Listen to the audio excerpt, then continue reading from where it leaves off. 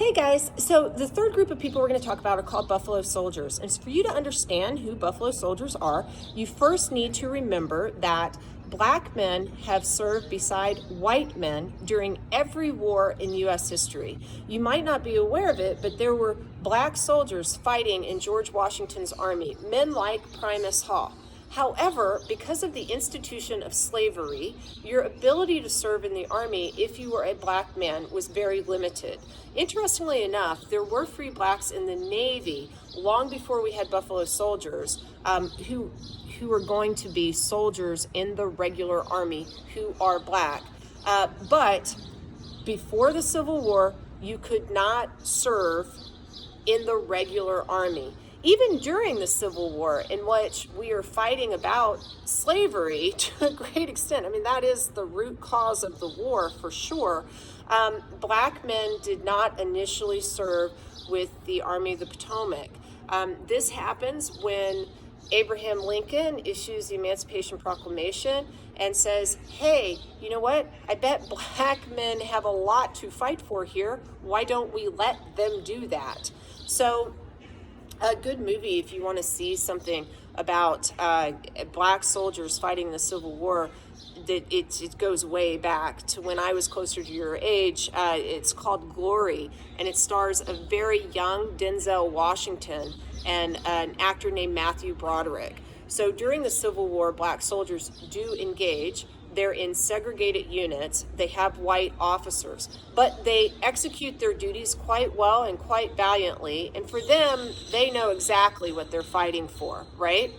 After the war is done, we have gotten rid of the institution of slavery, and we're going to have a reconsideration about whether or not black men should be in the army. And we're going to say, well, yes, well, why wouldn't they be? They are very good at this.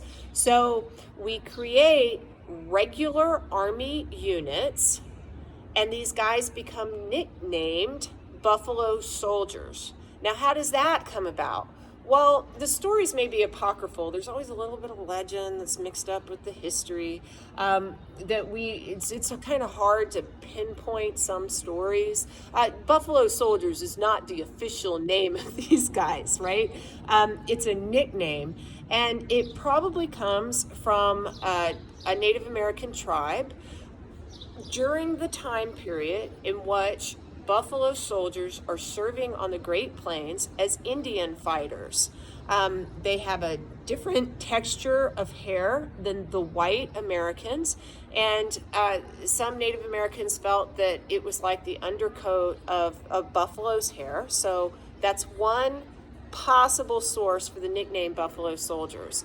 A second story is that these black soldiers fought like a cornered buffalo. A buffalo can be an absolutely vicious, aggressive beast when backed against the wall, so to speak. And the black Buffalo Soldiers on the Great Plains were very feared because they were fierce fighters. So two possible reasons for that nickname.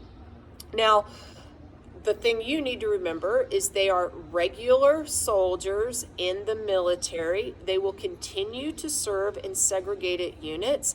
They will exist until the early 1950s.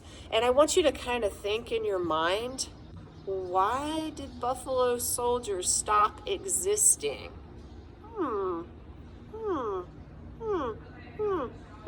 What happens in the early 1950s? Well, the military gets integrated. This actually is because of an executive order that Harry Truman issues in 1948, but Dwight Eisenhower will oversee the integration of the Army, and you will no longer have these segregated units, so you will no longer have Buffalo Soldiers. All right? We'll go to another group next.